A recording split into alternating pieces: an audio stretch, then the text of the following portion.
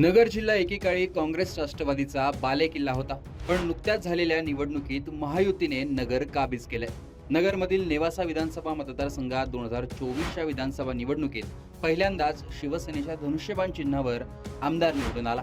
त्यानंतर आता नेवासा नगरपंचायतीसाठी झालेल्या निवडणुकीत पुन्हा धनुष्यबाण चिन्हावरच नगराध्यक्ष पदाचा उमेदवारही निवडून आलाय. त्यामुळे नेवाशात प्रस्थापित नेते असलेल्या शंकरराव गडाख विरोधात धनुष्यबाण टक्कर देत असल्याची चर्चा सुरू झाली आणि त्यात पडद्यामागे शिंदे सेनेकडून केलं जाणारं प्लॅनिंगही चर्चेत आलंय. यात नेवाशाचे आमदार विठ्ठलराव लंघेंसोबत शिंदे सेनेचे नेते प्रभाकर शिंदे हे नावही चर्चेत आलेलं आहे. नुकत्याच झालेल्या नेवासा नगरपंचायत निवडणुकीत शिवसेना शिंदेचे करणसिंह घुले हे विजयी झाले, तर 17 पैकी 6 नगरसेवक हे महायुतीचे जिंकले. मतदानाच्या आदल्या दिवशी तिथे उपमुख्यमंत्री एकनाथ शिंदेंनी सभा घेतली होती आणि थेट गडाखांवर अप्रत्यक्षपणे टीका करताना नेवाशात एकनाथ शिंदेंचं किती लक्ष आहे हे दाखवूनही दिलं होतं. निकालातही ते दिसून आलं आणि नेवासा नगरपंचायतीवर असलेल्या गडाख यांच्या सत्तेलाच सुरुंग लागलाय. करणसिंह घुले हे 2000 मतांनी जिंकले. नेवासा नगरपंचायतीवर गेल्या निवडणुकीत गडाखांचे सर्वाधिक नगरसेवक निवडून आले होते. मात्र नगराध्यक्षपद हे राखीव होतं, त्यामुळे ज्या राखीव जागेवर भाजपचा नगरसेवक निवडून आला होता तोच नगराध्यक्ष झाला. पुढे गडाखांनी आरक्षण बदलल्यानंतर आपला नगराध्यक्ष बसवला होता, त्यामुळे 5 वर्षे भाजपला नगराध्यक्षपद टिकवता आलं नाही. त्यानंतर झालेल्या लोकसभा आणि विधानसभा दोन्ही निवडणुकांमध्ये नेवाशातून धनुष्यबाण चिन्हाला मताधिक्य मिळालं होतं. कधी नव्हे तो धनुष्यबाण चिन्हावर आमदारही विठ्ठलराव लंघेंच्या रूपाने नेवाशात निवडून आला होता. त्यामुळे नगरपंचायत निवडणुकीतही शिंदे सेनेचं पारडं जड होतं. भाजपचं केडर असलेल्या नेवाशात शिवसेनेच्या चिन्हावर मूळ भाजपचे विठ्ठलराव लंघे विजयी झाले. नेवासा नगरपंचायतीसाठीही भाजपच्या चिन्हावर उमेदवार असावा असा आग्रह धरला गेला होता.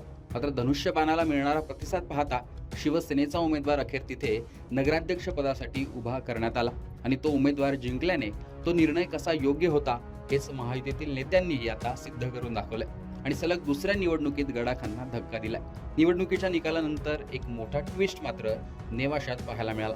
तो म्हणजे नगराध्यक्ष जरी शिंदे सेनेचा झाला असला तरी 17 पैकी 9 नगरसेवक हे गडाखांच्या क्रांतिकारी शेतकरी पक्षाचे निवडून आल्याने उपनगराध्यक्षपद हे विरोधकांकडे जाण्याची शक्यता आहे.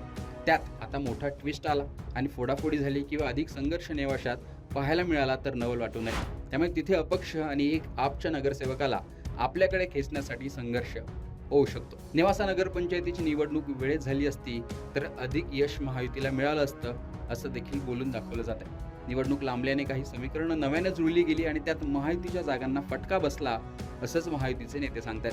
विधानसभा आणि नगरपंचायत या दोन्ही निवडणुकीत उमेदवार विजयी करण्यामागे एकनाथ शिंदेचे जवळचे मानले जाणारे प्रभाकर शिंदे हे नाव घेतलं जातं. पडद्यामागे प्लॅनिंग आखून त्यात जिंकणं यामुळे नेवाशात त्यांच्या नावाची चर्चा होती.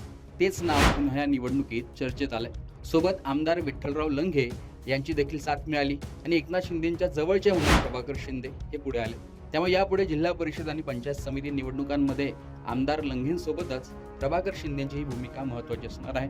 नगर जिल्ह्यात शिवसेनेचे दुसरे आमदार असलेले अमोल खताळ यांना मात्र संगमनेरमध्ये पराभव स्वीकारावा लागला. सत्यजित तांबेंच्या पत्नी मैथिली तांबे यांनी सुवर्णा खताळ यांचा पराभव केला. त्यामुळे शिंदेंच्या एका आमदाराला यश तर दुसऱ्या आमदाराला अपयश नगर जिल्ह्यात मिळाल्याचं दिसून आलं. श्रीरामपूरमध्येही एकनाथ शिंदेंनी सभा घेतली होती. तिथे शिंदेंच्या उमेदवाराचा पराभव झाला होता. विशेष म्हणजे काँग्रेसने तिथे विजय मिळवला. शेवगावमध्ये अनपेक्षित यश शिंदेंच्या उमेदवाराला मिळालं तर इतर ठिकाणी भाजपची सरशी झालेली पाहायला मिळाली. नेवासा ही एकमेव नगरपंचायत या निवडणुकीत होती, त्यामुळे नेवाशाकडे विशेष लक्ष हे लागलेलं होतं. त्यात शिंदेंना यश मिळाल्याने नगर जिल्ह्यात शिंदेंनी आपलं अस्तित्व टिकवल्याचं दिसून आलंय. नगरमध्ये भाजपने देवळाली प्रवरा, पाथर्डी, राहता, शिर्डी, जामखेड, कोपरगाव या ठिकाणी यश मिळवलं, तर शिंदे सेनेला नेवासा, शेवगाव या ठिकाणी यश मिळवता आलं. तर काँग्रेसने श्रीरामपूर, राष्ट्रवादी शरद पवार यांनी राहुरी, तर सत्यजित तांबेंच्या स्थानिक आघाडीने संगमनेर येथे यश मिळवले.